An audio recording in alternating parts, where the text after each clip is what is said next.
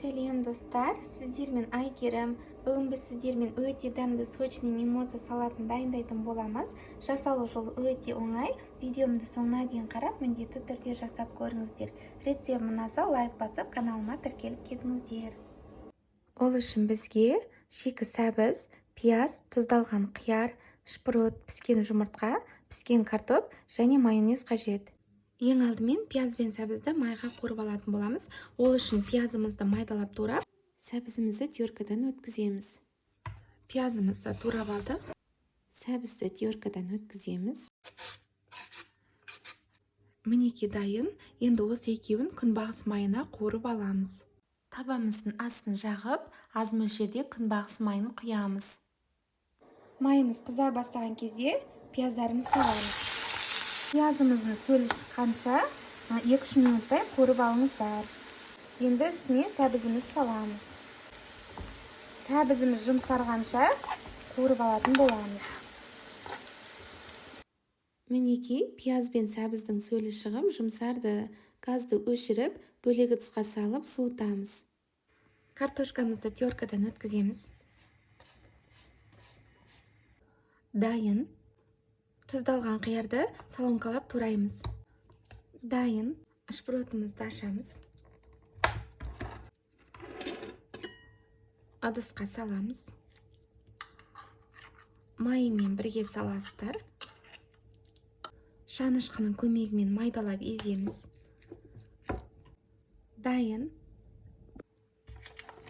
Майонезді осындай кондитерлік қапшыққа саламын, жаққанға ыңғайлы болу үшін. Мінеки дайын. Салатымызды жинап бастаймыз. Барлық заттары дайын. Ең астына піскен картопымызды саламыз. Шет-шетін барлығына жеткізіп, жаймалап шығамыз. Майонез жағамыз.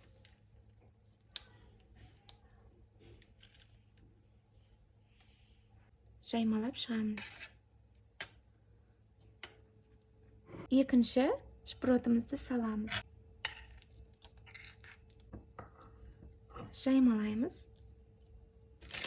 Майонезімізді жағамыз. Шпротымыз майлы болғандықтан, шпроттайын майонезді аз жағамыз. Үшінші тұздалған қиярымызды саламыз. Майонезімізді жағамыз. Көп жақпайсыздар.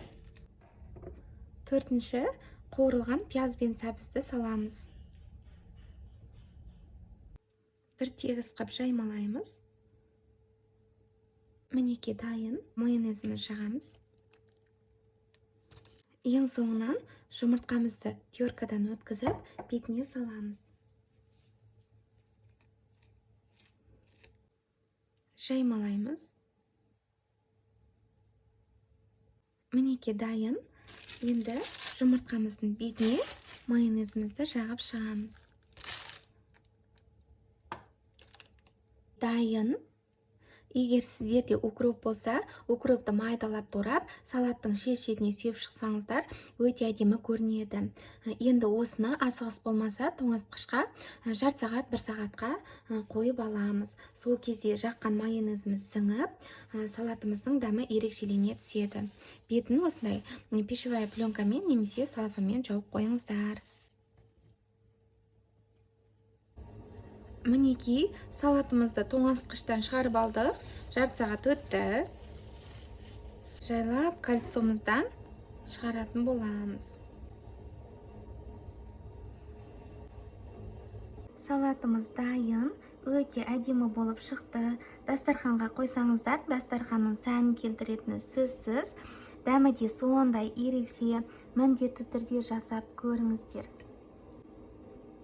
Ас болсын.